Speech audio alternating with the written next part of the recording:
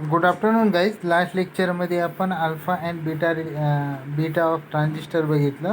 त्याचे दोन एक्झाम्पल बघितले की कसं अल्फा इज लेस दॅन 1 असतं आणि बीटा इज ग्रेटर दॅन 1 असतं. ओके, तर आता नंतर बघूया आणि आपण त्याचबरोबर वर्किंग ऑफ NPN ट्रान्झिस्टर बघितलं होतं. आता बघूया PNP ट्रान्झिस्टर. ओके, त्याच्यामध्ये the action of PNP transistor is quite similar to NPN transistor. It differs in battery connection only. Okay, हां. तर याच्यामध्ये काय जे PNP ट्रान्झिस्टर आहे त्याचं जे वर्किंग आहे ते NPN ट्रान्झिस्टरसारखंच आहे, फक्त बॅटरीचे जे कनेक्शन आहेत ते अपोजिट आहेत. ओके, तर बघूया त्याच्यामध्ये it requires opposite battery connection. Biasing method is same.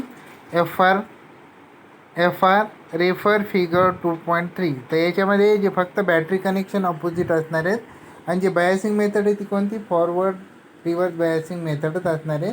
हे डायग्राम बघा 2.3. म्हणजे emitter base junction should be forward bias आणि base collector junction should be reverse bias. Okay, so we will see the diagram. अगोदर diagram बघून घेऊ आणि नंतर बाकीच्या गोष्टी बघूयात.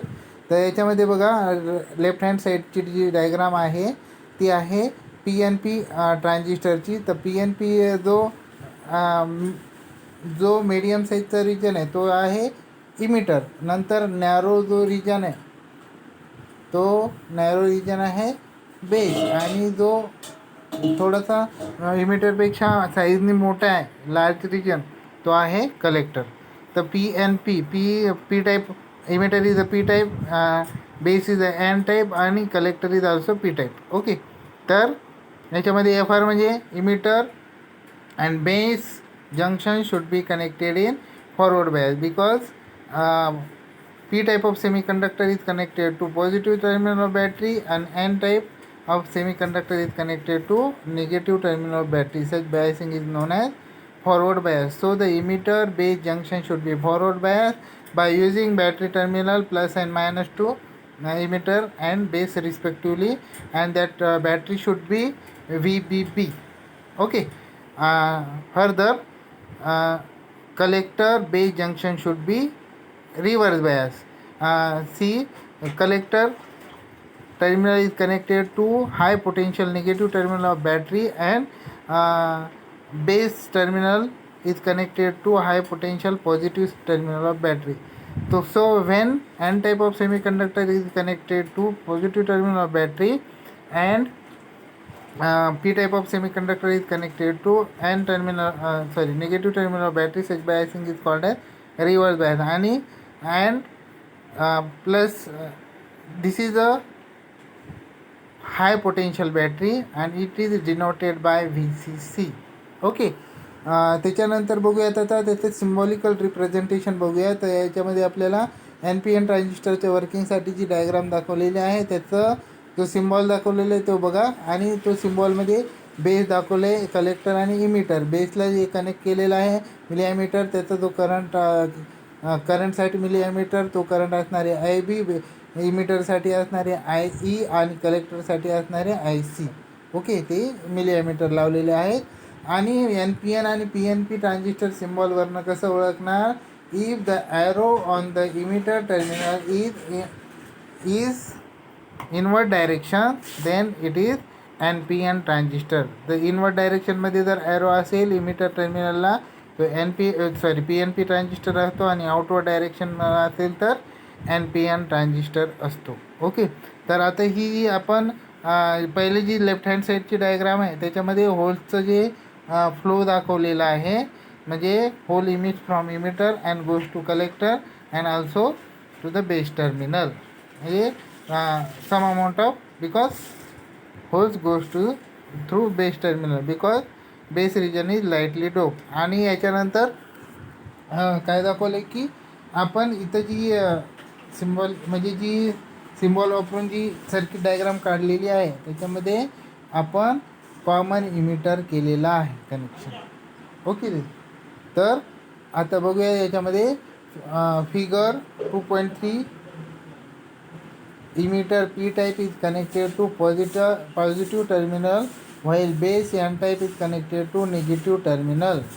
तर याच्यामध्ये डायग्राममध्ये बघा पी टाईप म्हणजे इमिटर जो पी टाईपचा आहे तो कशाला पॉझिटिव्ह टर्मिनल ऑफ बॅटरी लावलेला आहे आणि बेस जो आहे एन टाईप ते निगेटिव्ह टर्मिनल ऑफ बॅटरी लावलेलं आहे. कोणत्या बॅटरीचं? VBB बॅटरीचं. ओके. नंतर and the collector P type two negative terminal of high voltage battery VCC और कलेक्टर सप्लाय. म्हणजे नंतर काय केलेलं आहे, जे कलेक्टर आहे जो पी टाईप त्याचं तो जो टर्मिनल आहे निगेटिव्ह टर्मिनल ऑफ जे बॅटरीचा आहे हाय पोटेन्शियल बॅटरी त्याला कनेक्ट केलेलं जाते VCCला आणि त्याचं पॉझिटिव्ह टर्मिनल ऑफ बॅटरी कोणाला कनेक्ट केलेलं आहे एन टाईप म्हणजेच बेसच्या एन टाईपला कनेक्ट केलेलं आहे. ओके. आणि त्या VCCला पण कलेक्टर सप्लाय बोलतात.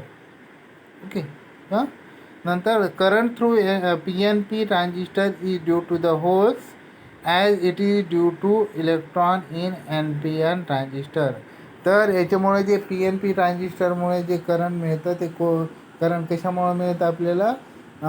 Due to the flow of होल्समुळे मिळतं. आणि जसं as it is due to the electron म्हणजे NPN म्हणजे जसं इलेक्ट्रॉनमुळे आपल्याला करंट मिळत होतं तसं इथं होल्समुळं मिळते. ओके.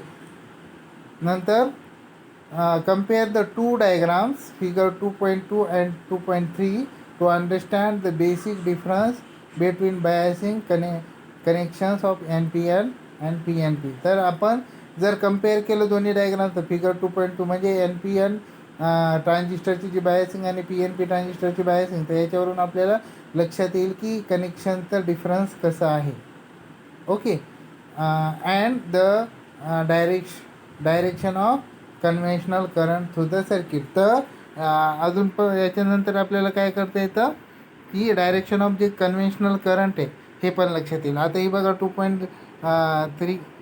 आता ह्या 2.3 फिगरमध्ये बघा याचा जो डायरेक्शन ऑफ करंट आहे कन्व्हेन्शनल करंट ते कुठून ते बेसकडनं निघाले तर निगेटिव्ह टर्मिनल ऑफ बॅटरी आणि नंतर इमिटर आणि नंतर कुठून निघाले की हे इमिटरकडनं कलेक्टरकडे. म्हणजे त्याचं जे डायरेक्शन आहे it is exactly opposite to the direction of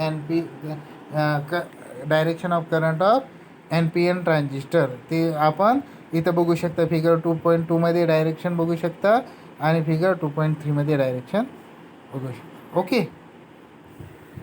okay. तर याच्यानंतर तर बघूया hence also we get the similar relation among base emitter and collector current. तर याच्यावरून आपल्याला जे करंटचं डायरेक्शन वगैरे जरी ऑपोजिट असलं तरी आपल्याला जे त्याचं रिलेशन आहे ते NPN ट्रान्झिस्टर सारखंच आपल्याला मिळतं. ते कसं ते म्हणजे I is equal to IC plus IB असं. ओके. सेम मिळतं कारण याच्या डायरेक्शनवरनं तुम्ही बघू शकता IE is equal to IC plus IB. आणि इथे पण कसं आहे इथे पण तुम्ही बघू शकता की सगळे जे IB आणि IC करंट इमिटरकडे येतात म्हणजे I is equal to IC plus IB. Okay. तर याच्यानंतर बघूयात आता आपण की transistor amplification amplifier configuration.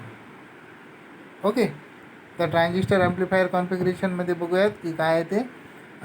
Since the transistor has 3 electrodes emitter base and collector and amplifier has the 2 terminals input and output.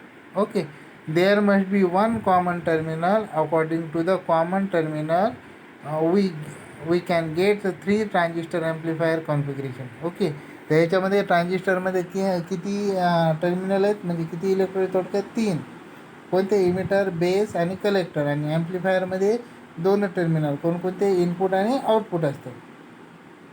तर याच्यामध्ये आपल्याला काय करावं लागतं एक जे टर्मिनल आहे ते एक टर्मिनल आपल्याला ते ट्रान्झिस्टरचं कोणतं तरी कॉमन करावं लागेल. ते त्याच्यानं म्हणजे तेच कॉमन करण्याची जी टेक्निक आहे त्याच्यावर ट्रान्झिस्टर जे आहे 3 ट्रान्झिस्टर ॲम्प्लिफायर तयार होतात. ते कोणकोणते बघा. कॉमन बेस ॲम्प्लिफायर त्याचं बेस कॉमन आहे. नंतर कॉमन इमिटर ॲम्प्लिफायर. नंतर common collector amplifier. Common base ॲम्प्लिफायरला बोलतात CB. नंतर कॉमन इमिटरला बोलतात CE ॲम्प्लिफायर.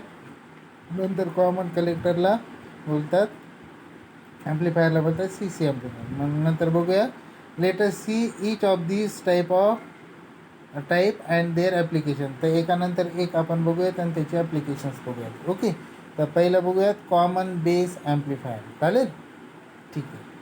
तर हे ट्रान्झिस्टर ॲम्प्लिफायरचं कॉन्फिगरेशन म्हणजे थोडक्यात कनेक्शन्स. तर कॉमन बेस ॲम्प्लिफायर बघूया. तर in this type base is common to both input and output. याच्यामध्ये काय जे बेस टर्मिनल आहे तो काय केलेला आहे कॉमन केलेला आहे इनपुटसाठी आणि आउटपुटसाठी पण. नंतर output is taken from the collector. तर याच्यामध्ये जे आउटपुट आहे ते आउटपुट कटनं काढलेलं आहे, कलेक्टर टर्मिनलपासून आउटपुट घेतलेलं आहे. आणि इनपुट कोणावरनं दिलेलं आहे, इमिटरने इनपुट दिलेलं आहे कारण बेस कॉमन केलेलं आहे. ओके, नंतर observe the circuit. The input current is I E. मग सर्किटवरनं बघायचं की इनपुट जे करंट आहे तो काय आहे, तो कॉमन जो असतो तो इग्नोर करावा लागतो. तर इनपुट तो आहे आय ई म्हणजे कोणता, emitter current. And output current is I C.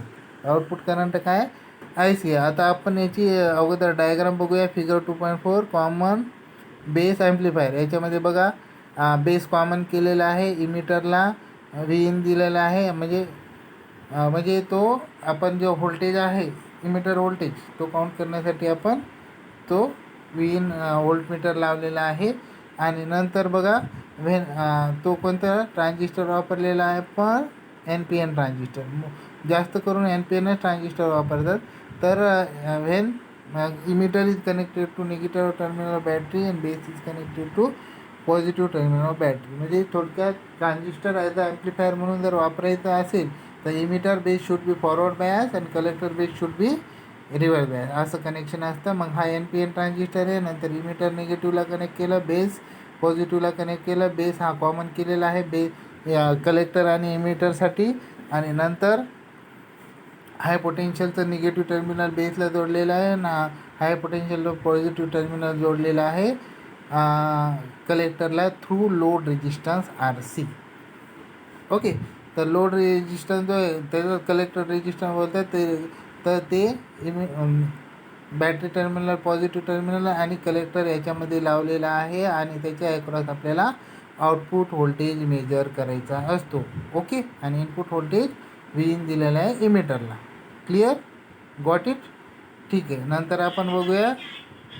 नंतर बघूया आपण काय की याचे वेव्हफॉर्म. तर इनपुट वेव्हफॉर्म काय त्याचं आपण एक रेजिस्टन्स लावलेला आहे. तो रेजिस्टन्स डायग्राममध्ये दाखवलेला नाही, तो कशाच्या तिथं आर ई जिथं दाखवलं आहे तिथं resistance R E into I, it is the voltage of input voltage. मग त्याचं साईन वेव्ह आहे. आणि नंतर I C R C it is the V O. V is equal to I आरनुसार आपण तो आउटपुट व्होल्टेज काढलेला आहे. आणि दोघांचं जर फेज बघितलं, जे इनपुट साईन दिलं आपण input voltage is in phase with the output voltage. Okay, असं आहे. नंतर बघूया की इनपुट करंट आय ई होतं आणि आउटपुट करंट आय सी होतं. नंतर पहिलं बघूया करंट गेन. मग कॉमन बेससाठी करंट गेन असतो अल्फा, राईट, कॉमन बेससाठी. मग करंट गेन काय, output current divided by input current. मग आउटपुट करंट काय, आय सी. इनपुट करंट काय, I E.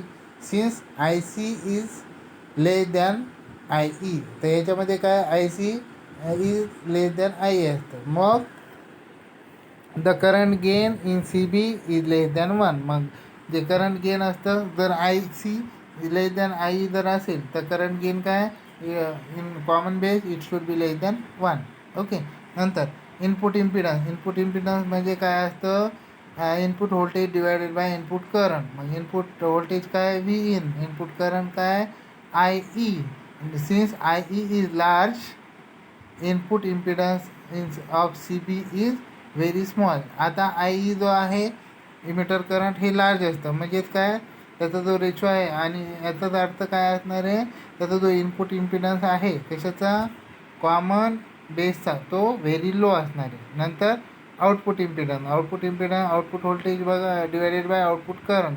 Output voltage V O आणि output current IC is equal to, since IC is very large and it is therefore it is low. जर output current IC large असेल तर त्याचा जो output impedance आहे तो पण काय असणार आहे, लो असणार आहे. ओके, म्हणजेच काय, as input voltage increases and since the collector current equal to emitter current, it also increases IC is equal to IC is equal to IE. To develop a large output voltage, RC is made large, so we get large output voltage. It is VO is equal to IC into RC. तर याच्यामध्ये काय आहे, जर आपण input voltage increase केला तर collector current पण काय होतं, वाढतं आणि ते कोणाच्या इमिटरच्या इक्वल होतं. आणि त्याच्यानंतर त्याचा जो रिलेशन आहे IC is equal to IE होतं. आणि जर आपल्याला जास्त लार्ज आउटपुट व्होल्टेज हवा असेल, राईट, तर आपल्याला जो कलेक्टरच्या अक्रॉस जे आहे जो RC आहे कलेक्टर रेजिस्टन्स, तो आपल्याला जास्त ठेवावा लागतो. म्हणजे काय, आपला जो फॉर्म्युला आहे according to the Ohm's law, V is equal to IR, जर IC लार्ज असेल आणि जर RC आपल्याला लार्ज ठेवला तर आपल्याला जो आउटपुट व्होल्टेज आहे तो पण जास्त मिळतो. ओके, नंतर similarly as AC input when decreases at negative half cycle, we get the same change in the output. नंतर सिमिलरली जर AC इनपुट जर आपण दिलं आणि तर तो डिक्रीज होऊन निगेटिव्ह हाफ सायकलला गेलं तर त्याचं जे आउटपुट आहे त्याच्यामध्ये पण सेम चेंजेस होतात. म्हणजेच काय, indicating that the output is in phase with the input. म्हणजेच काय, जे आउटपुट व्होल्टेज आहे ते is in phase with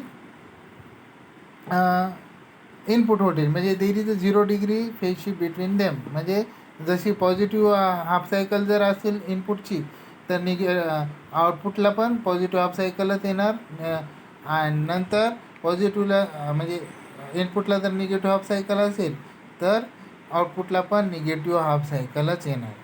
okay, त्याच्यामुळं इन फेजमध्ये असतं ते. नंतर since the output resistance is large, we get the amplified large output voltage. म्हणजे याच्यामध्ये बघा, जर आउटपुट रेजिस्टन्स आपण RC जर लार्ज घेतला तर त्याच्यामुळं जे अम्प्लिफाईड आउटपुट व्होल्टेज आहे तो पण आपल्याला लार्ज मिळतो. कारण V is equal to IR नुसार आपल्याला आउटपुट ते कॅल्क्युलेट किंवा मिळवता येतो. ओके, कारण लार्ज करंट असला आणि लार्ज व्हॅल्यू आउटपुट रेजिस्टन्स घेतलं तर आपल्याला अम्प्लिफाईड जो व्होल्टेज मिळणार आहे तो लार्जच मिळू शकतो. ओके देन नंतर बघूयात.